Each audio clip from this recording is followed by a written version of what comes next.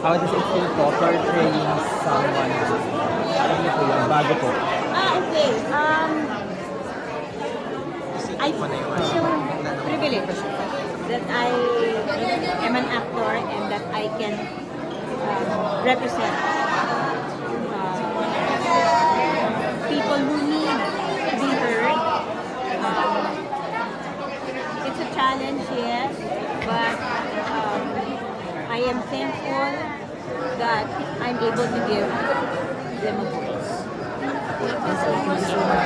Very quick question lang po. What's your reaction na yung mga tao, parang dalawa kayo ni Marian, na ini-aim for Best Actress?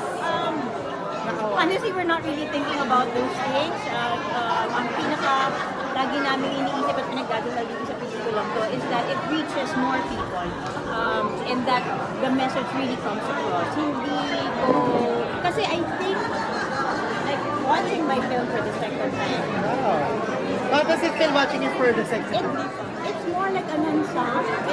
Parang, yeah, we are an ensemble kami, walang stand out eh, diba? It's not like, kasi like with Marian, she is the lead actress for it.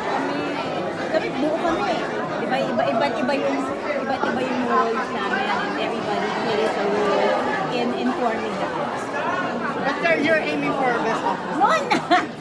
No, I'm not. Seriously not. Miss Maylene, congratulations po. Thank you. Kamusta po yung feeling na a lot of people now are being aware of what's Yes, happening? okay, that's exactly what I was saying. This is really an objective of the film is that makarating to sa mas maraming tao and that magkaroon ng awareness ang ating gobyerno na matulungan naman yung mga at ma-represent ang mga taong katulad nila, ang mga taong may kapansanan.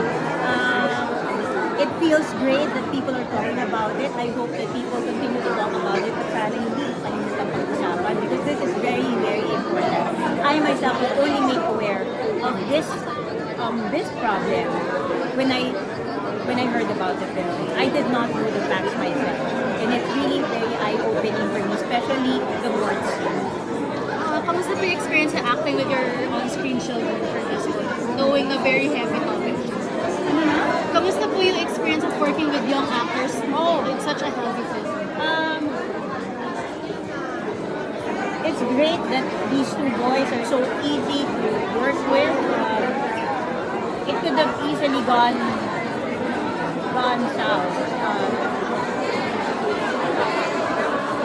We got lucky with working with these two boys because it made our job a little bit easier, a lot easier actually.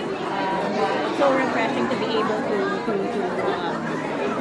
see new actors come out and get good roles like this.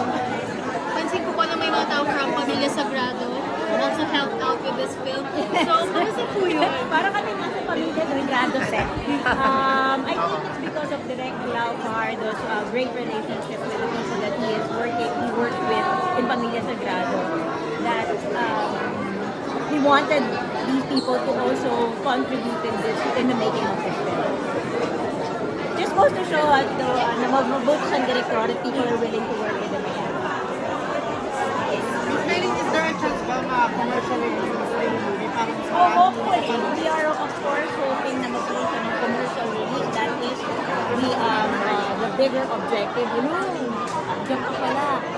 That is of course the bigger objective. And so that mas marami siyang marating na malayo pa.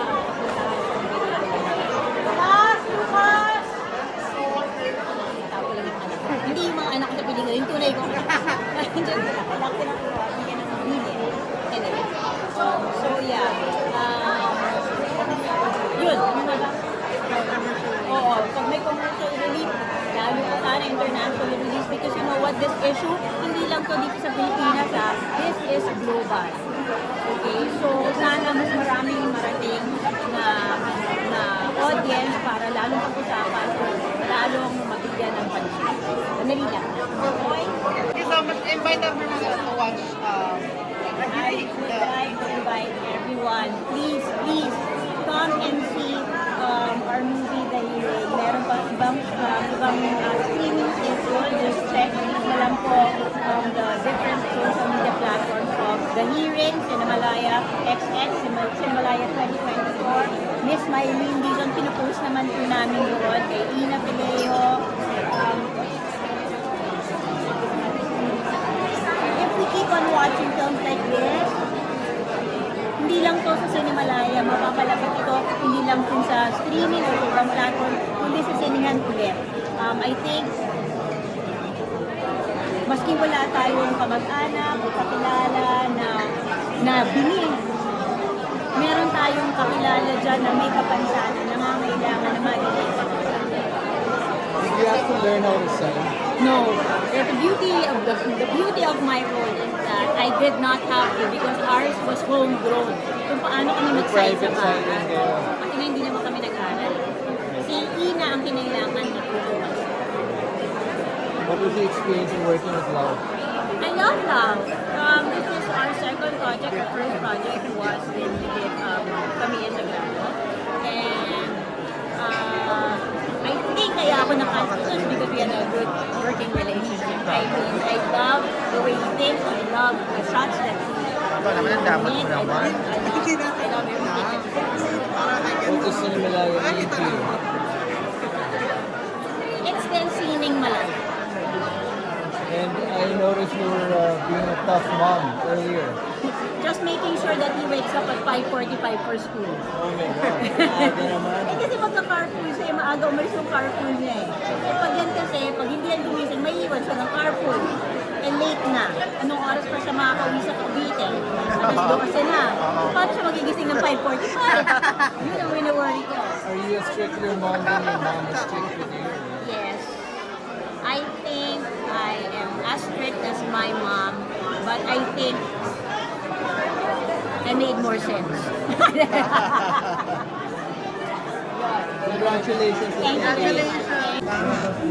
Oh! Interview ko sa iyo. Yes po, nakita ko na po. Doon kayo picture sa poster nyo. Kami. Sa poster nyo. Sa poster. Okay, sandali. Malapit sa poster nyo. Picture mo na sila, ano ba yan? Yung mga nauna pang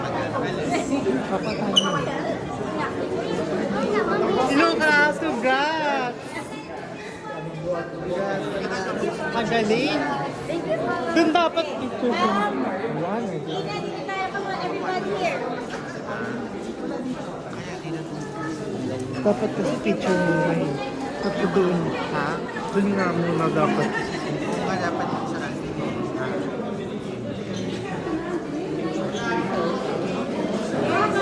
Picture na lang.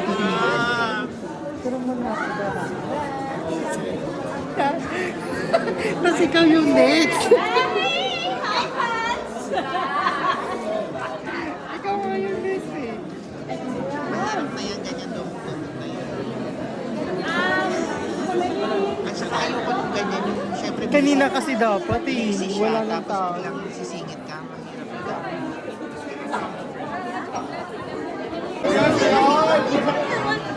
Ang galing ni Martin.